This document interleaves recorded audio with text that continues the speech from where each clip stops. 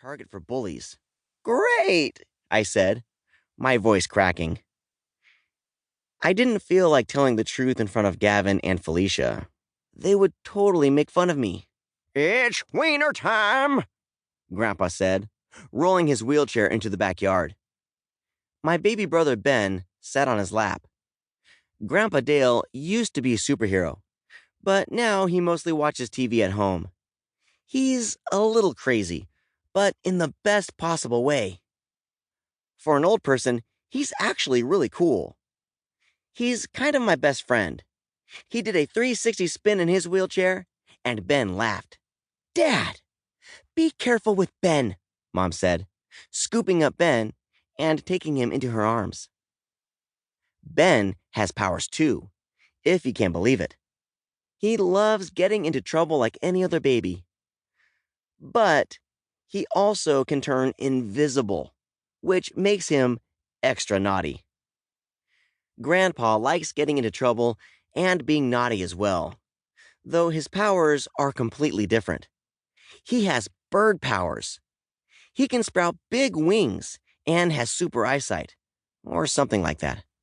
Time to stuff our gullets, Grandpa cried out. The entire Powers family sat down at the picnic table and ate. Family meals are the best. At least until Gavin or Felicia says, I don't have enough ice in my drink. Refill, Peter?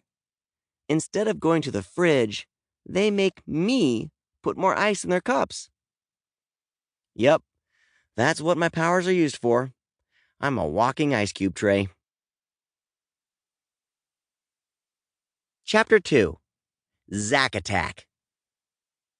What are we going to do about the Zack situation? Asked Chloe, throwing her lunch tray on the table. She was pretty stressed out about Zack, the new kid, who also happened to be a total bully. He stole my homework yesterday. He's not even in my class. He did it just to be mean. Zack took a candy bar right out of my hand, sniffed Sandro. My buddy loved food. And if there was one thing Sandro loved most, it was sweets. It had peanut butter inside, Peter. Peanut butter? What do you want me to do about it? I asked. He kicked me the other day when I was walking in the hallway. I tripped, dropped all my books, and fell into a trash can. Zack is a bully, case closed. Were you wearing a kick me sign? Sandro asked. Because if you were, that might be why he did it. Always check your back for signs, Peter. I do. I wasn't wearing a kick me sign, I said. I was minding my own business. Zack Attack! Someone suddenly screamed in my ear. Guess who it was? Zack stood behind me, laughing. He was practically a giant. Hey, Powers! There's something weird in your taters, he said. He stuck his finger up his nose, then shoved a big, crusty booger right into my mashed potatoes. Oh well, it's not mine. Ha ha ha! That's pretty funny, giggled Sandro. Chloe nudged him in the ribs. Ouch!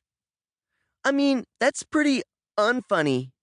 Nice nuggets, Zack said, grabbing the last 2 chicken nuggets on Sandro's tray and tossing them into his mouth. Mmm! So nuggety! See you tomorrow, dorks! He walked away like he was the king of the cafeteria or something. Those were my last 2 nuggets, Sandro growled in disappointment. He was protective of all his food. Peter, you need to use your powers and go get him. I can't live like this anymore. Sandro, calm down, said Chloe. They're just chicken nuggets. Just chicken nuggets? Sandro yelped. You won't tell me to calm down when he steals your nuggets. It was one thing for Zack to pick on me, but it was another thing for him to pick on my friends. I felt myself getting madder and madder. I felt like I was going to burst into flames. Which is kind of funny since my power is creating ice cubes. Suddenly, I shouted, Hey! Zack! Zack